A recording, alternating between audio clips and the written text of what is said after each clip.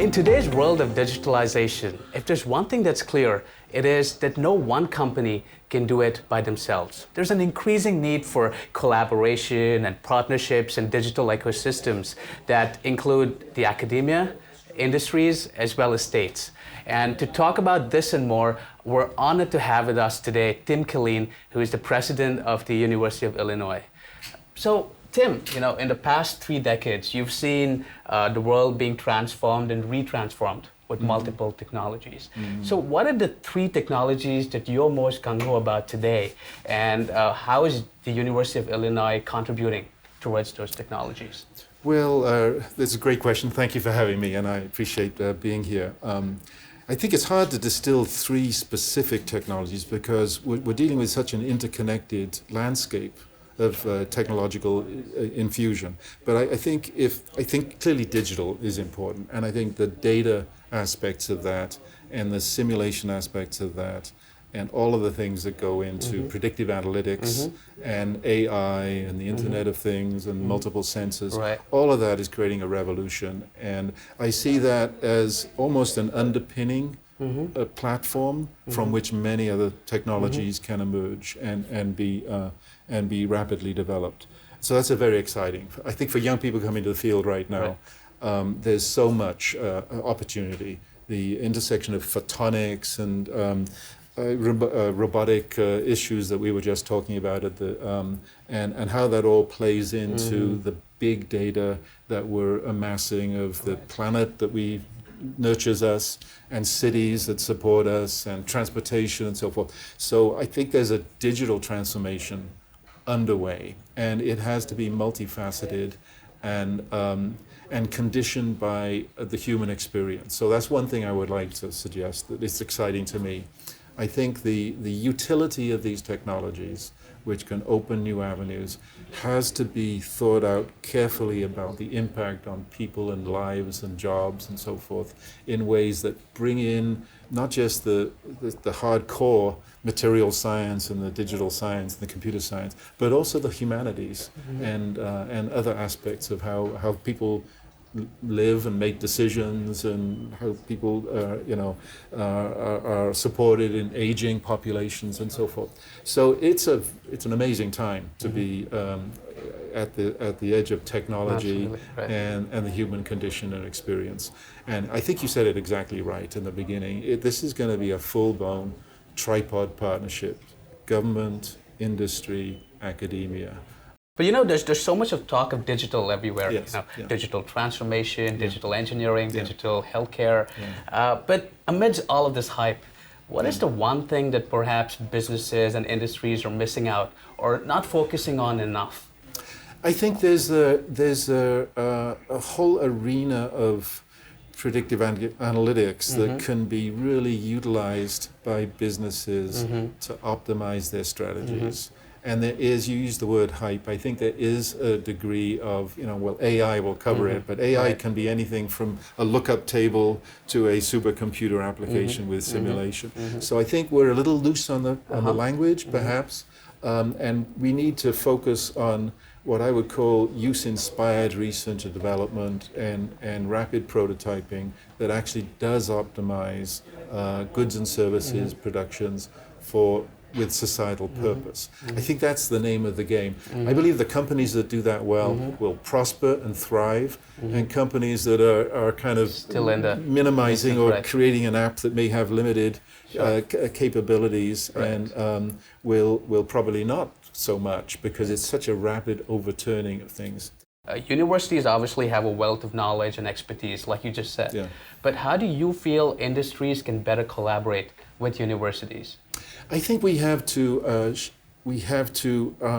go more to a spinning in approach than a spinning out approach. I think there's been a tradition of universities creating a startup company and putting it away somewhere and then in another setting.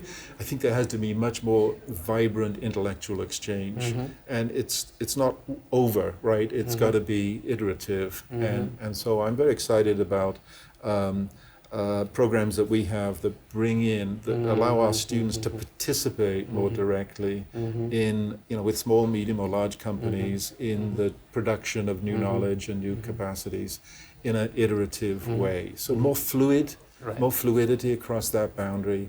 Sometimes we use the term use-inspired research, and at our university, we're really not trying to get stuck with the false dichotomy of pure versus basic, right? Pure versus applied. That I think is a false dichotomy to sit in. We want to be going all the way from basic to use-inspired technologies, working, frankly, in full-blown partnership with industry, but respecting all the issues of intellectual property and market strengths and all of those things as well. So universities have to grow into that. And I think industry has to grow into that too, and where those interactions occur well, watch out. I think things are going to happen because the technological base is moving quickly, and frankly, the young, smart people who are college ready just want to participate and want to contribute. And they want to give back sustainability, right? Absolutely. And they're fearless about, so that's a wonderful thing. It's an inspiring thing as an educator to see that degree of passion and interest. And so we need to provide open doors of opportunity, not sort of boxes where you've got to serve your time in a particular field. And that said, we need experts. We need deep experts as well. So that's what we want to exemplify in our setting, and it's going to be this tripartite partnership: government, industry, and academia is going to be important. And then I think international partnerships, such as we're trying to engender with this visit to India, are very important too. So very excited at that strategic opportunities here. Perfect. So let me ask you, the University of Illinois is obviously into so much of innovation. And like you said, you guys work across the entire spectrum, basic technologies, but also really high-end technologies. So what are some of the things that could be very exciting to a complex country like India? Because, there are a lot of issues, a lot of people, a lot of things that need solving. So a few things. So many things. We have great strength in agriculture, food and agriculture. We will need to feed 10 billion people. Absolutely. So we're working on modern techniques, technologies, robots in fields, precision use of digital agriculture. We're also looking hard at how we can improve the logistics and the transportation of food stuff that gets there's about 30% of food gets spoiled in transport. So we're looking at the logistics and the business plans as well. The thing I'm very excited about is we have a breakthrough technology where we found a way, one of our brilliant professors, Professor Long, has found a way in his team to actually augment the efficiency of cellular photosynthesis. So we found a way to unlock maybe 40% additional productivity of plants that grow food. So that is technology that's going to be, I think, central to the next green revolution. And that's coming out of our labs and is being deployed, and we're getting Gates Foundation support to do that. And we're deploying that in fields and looking at the role of changes in precipitation, which will be very important for India. What's going to happen with the monsoon, in the next decades.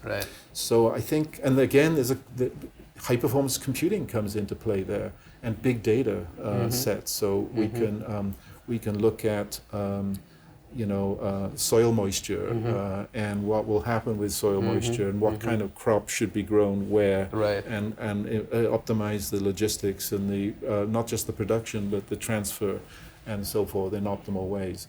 And it's very interesting, right? Because you spoke about, how we can enhance agriculture, right? The moisture, the yield. And, we as a company are working on machine vision for smart agriculture. So we're figuring out, when to do pesticides, how much of water to put, whether leaves are rotting, right? How you can improve. So I think combining your solution with ours is a win-win. Absolutely. It's a complete end-to-end solution, right? And a company as large as yours can deploy things, rapidly and extensively, and then we can create the next wave of innovation and in full-blown partnership. That's exactly the kind of thing that I think is going to be not only needed, but it's going to lead to wealth and social equity. Absolutely. That's where it's going to come from, in those kinds of areas. So, Right. yeah. So talk to us about the DPI, the Discovery Yes. Partners Institute. How will it benefit industries, and how do you feel LTTS can play a bigger role with DPI? Well, I really excited what I'm learning about LTTS. You do have a broad perspective, and so the Discovery Partners Institute is an initiative that we launched. It's up and running in a fledgling form, but we have been the grateful recipient of an appropriation from the state of $500 million. We've matched it with another $500 million. Wow. So we're opening up and designing a new kind of innovation platform with you might say, a mothership or a fathership in Chicago, which is our world city, home base, which incidentally has more bandwidth than anywhere else, and that's an important aspect.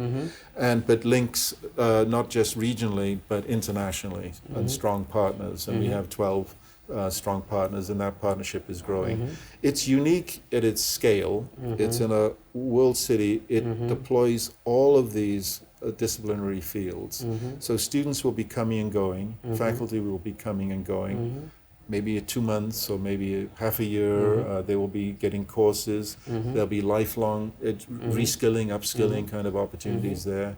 It will be integrated. So the small, medium, large companies will be there. So there'll be this use-inspired research that we talked about before will be done at scale. So it's an innovation hub of sorts. It's an innovation hub, and it's different in that it's open innovation. So it's not a closed group. It's an open group. We have corporate partners, we have university partners, and we have governmental partners. We're in that design mode now. The other thing to say about Discovery Partners Institute is, as you know, we know how to create companies that are successful, and we've done that in the past. So we expect this will accelerate the production of what you might call wealth and prosperity, but we want it to be something that also creates social equity, so that we don't create a big chasm between the haves and the have-nots, because that's gonna create tension in society. So we're thinking deeply about really kindergarten through K through 12. We call educational school, and then 2-year and credentialing and apprenticeship programs, as well as the high-tech programs in the context of all of the issues we face, urban or rural. So, and we're off to a great start. It's resonating with many partners. We are recruiting already very talented faculty. Students want to go there. And so you'll be hearing a lot more about the Discovery Partners Institute. And it's very interesting DPI. Because all these people who you train, right from kindergarten up to high school and beyond, by the time they're ready to go to the workforce, they have a lot of knowledge and a lot of expertise. And they'll have experience in working in teams, in discerning, in reading, in understanding and seeing how things work out. They'll have letters of recommendation. They'll have gone through their internships. They will have credentials. They will be prepared for this fast-paced 21st century economy in a leadership role. And so there are many aspects to this. And one other aspect that comes to my mind is we're creating a medical school sort of surrounded by engineering. So the first really engineering-based medical educational system. So our physicians will not just be diagnosticians, but they will have technical expertise and know how to use tools derived from all of these digital tools and material science and so forth. Perfect. That is absolutely fascinating. Thank you so much for your time, Tim. And well, I think we at LTTS are very excited about the possibilities that DPI holds for us. I mean, not just in terms of technology, but also in terms of the workforce and the entire ecosystem that it creates. Absolutely. So thank you so much. Well, that's great to hear. Thank you so much for your interest. Thank you. And so that was Tim Killeen, President at the University of Illinois. Thanks for watching.